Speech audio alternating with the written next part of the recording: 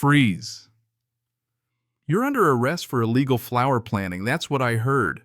No joke, as a woman in full tactical gear screamed at my wife like she'd just caught a dangerous fugitive. Tracy, on her knees in our own yard, hands shaking, was getting handcuffed by 3 strangers with badges, all because she was planting yellow marigolds out front. Our peaceful weekend had turned into a circus, neighbors cheering on the drama and calling me a rogue federal agent. What these suburban vigilantes didn't realize, they'd just made the biggest mistake of their lives. 90 minutes later, this flower dispute would be all over the internet, and the secret I'd been keeping would blow their little operation to pieces. You ever had neighbors just completely lose their minds? Drop a comment if you have, because I swear I thought I'd seen it all. 18 years as a federal law enforcement officer, I've chased fugitives across state lines, kicked in doors, put away bad guys for decades at a time, and not once did I ever get rattled by some HOA nonsense until my wife decided to brighten up our cabin with a flat of marigolds. What happened next? It spun into the wildest confrontation of my life. Fake police badges, live-streamed arrests, and a neighbor so wrapped up in her own grief, she thought busting us for flowers was saving the world. It started out like the perfect Saturday. Early October cabin up in the mountains near Denver.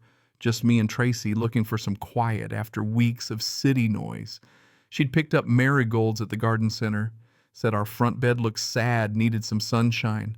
That's Tracy for you.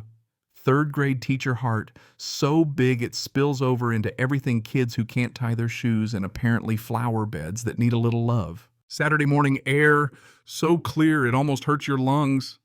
Tracy pulls on her favorite old sweatshirt jeans with dirt on the knees, grabs her trowel, and heads out. I'm inside with coffee, just watching her through the window, talking to her plants like they're students, telling them where to go, cheering them on. And for a second, I swear everything just feels right.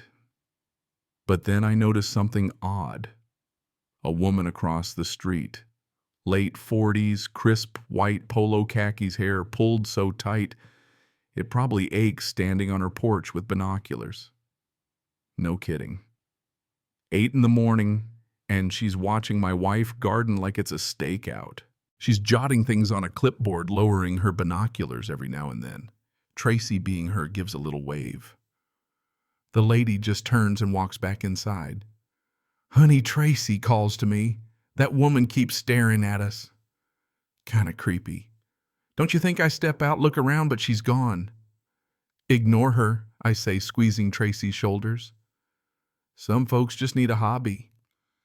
That right there was my first mistake, thinking this was just some bored neighbor and not the start of a psychological thriller. See, when your day job's hunting real criminals, it's easy to brush off nosy neighbors. I didn't know then that sometimes the people convinced they're doing the right thing are the most dangerous. Maybe if I'd listened to Tracy, trusted her teacher's gut, maybe we'd have dodged what was coming. But by noon, that lady Laura Thompson was back.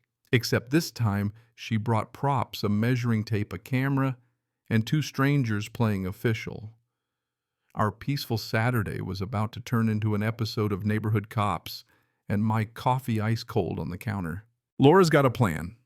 Turns out she thinks Tracy's in danger and I'm the bad guy, a threat she needs to rescue my wife from. Why all? Because years ago, her own daughter Emma died in an accident she blamed on rule breakers. But I didn't know that yet. I just saw a woman marching up our walk, flanked by a fake security guard, and another lady in a knockoff uniform snapping photos of our marigolds, narrating every shot for her phone. Front yard landscaping, non-approved species violation of Section 47B.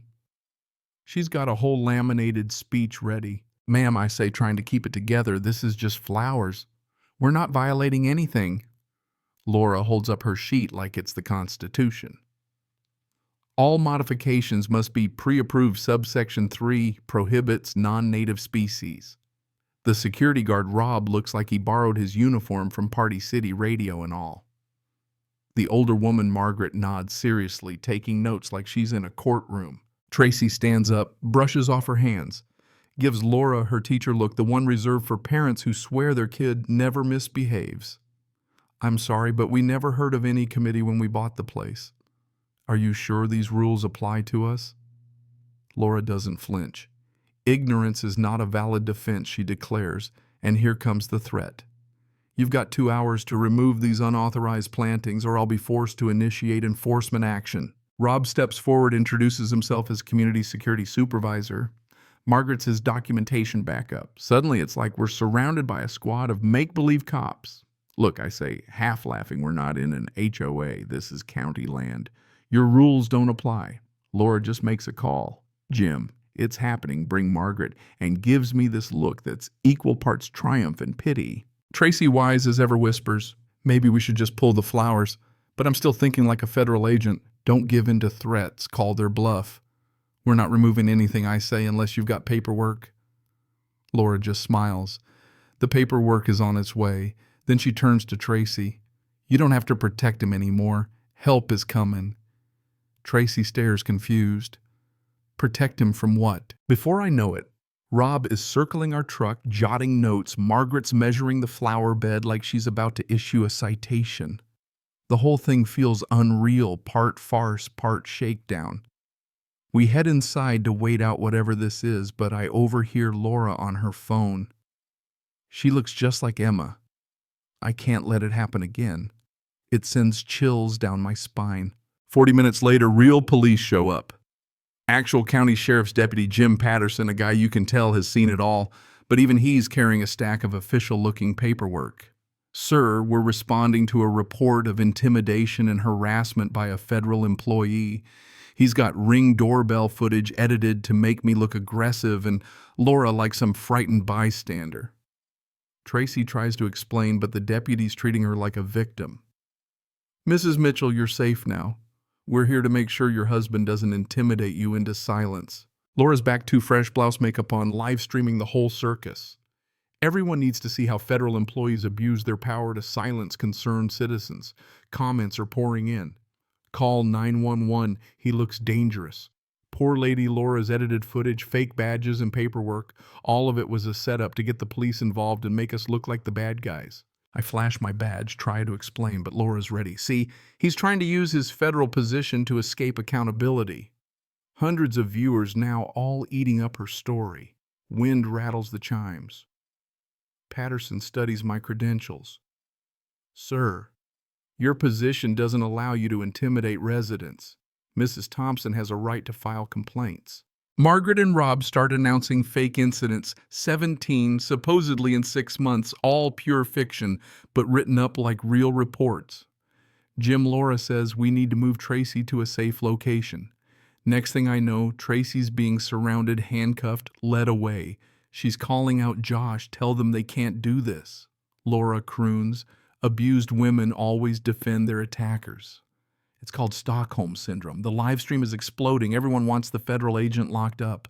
And then something snaps in me. 18 years of training and the calm, reasonable husband just vanishes. Stop United States Marshals Service. Everyone freeze. The effect is instant. Rob drops his phone. Margaret lets go of Tracy. Even Laura goes quiet. I pull my badge, announce myself, cite the law, kidnapping, impersonation of law enforcement, conspiracy under color of law. Suddenly, the crowd realizes this isn't just a suburban spat. Deputy Patterson checks my ID again, nods. He gets it now and the fake authority team.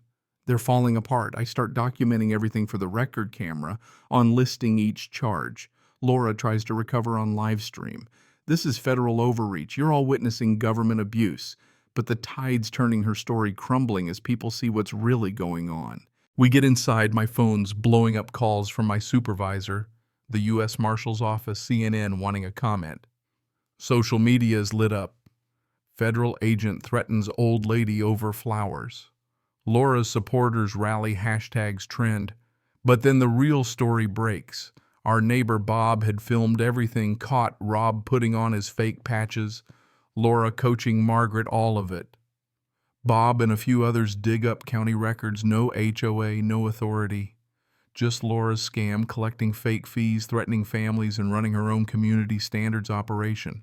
Patterson comes back, apologizes, shows me evidence, fake badges, legal docs, months of intervention, plans targeting families she called problematic. Prosecutors move in fraud impersonation, unlawful detention. And Laura, she schedules a rally, still streaming, still telling everyone she's the victim. But when she tries to show her proof, the video file is labeled HOA Roleplay V3 Final. Crowd goes silent. People walk out. Margaret and Rob both confess. Margaret says she was misled. Rob dumps his fake badges in a box and says he just wanted a job. By 1 o'clock, Laura's left live streaming to a dozen folks, voice high and desperate, still blaming the feds. The last straw. She names Emma her daughter, finally making it clear that this was never about flowers, but about grief that turned into obsession. 2 weeks later, I'm called into the sheriff's office. Laura's background check revealed the truth. She lost her daughter in a car accident with a rule breaker, and the trauma twisted her into a self-appointed enforcer. She'd been documenting and targeting rule breakers for months, convinced she was protecting people like Tracy from men like me. The sentencing hearing is packed, neighbors, families, even those she'd bullied. Laura gets jail time, fines, probation, and a court order to fund a memorial garden for Emma marigolds, benches, birdhouses, painted by the kids, even Margaret teaching gardening as part of her community service. Laura's out there sometimes, now planting flowers, not enforcing, just growing. And I walk by with Tracy coffee in hand, knowing some healing happens in quiet. Those wind chimes in Emma's garden. They're made from old badges and bits of metal from the sheriff's office, reminders that real justice isn't always about punishment. Sometimes it's about learning when to let go and let others grow. So what do you think? Did Laura deserve what she got, or does grief make us do things we can't forgive? Drop your thoughts below, share your own HOA nightmare, or tell me where you stand on justice and second chances. And if you believe communities can grow stronger from even the wildest mistakes, hit subscribe. I'll be right here telling the next story.